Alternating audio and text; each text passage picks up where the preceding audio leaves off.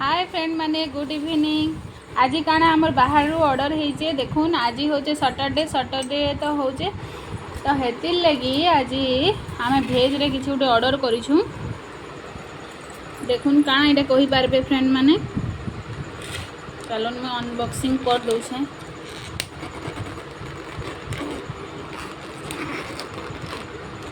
आई बाहर खाबार इच्छा है तो देखुन काना जे कहन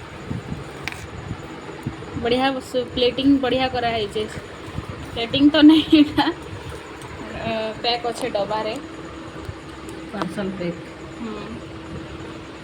तो यहाँ हूँ देखुन आम काढ़ुसु। आई सैटरडे बोली भेज रे ऑर्डर होइचे भेज बिरयानी। आपण माने भी तो जानी थे न।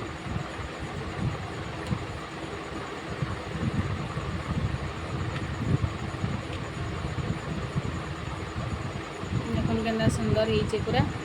एक्चुअली इटा आज रेस्टोरेंट नहीं से ढाबारू ऑर्डर होइचे तो तार बास्नाटा भी बहुत बढ़िया लगुचे।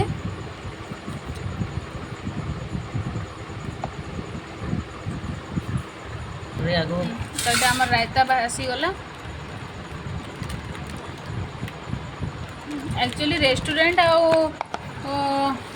ढाबा दुईटा अलग अलग हेसी। टेस्ट भी अलग रही, क्वालिटी भी अलग रही।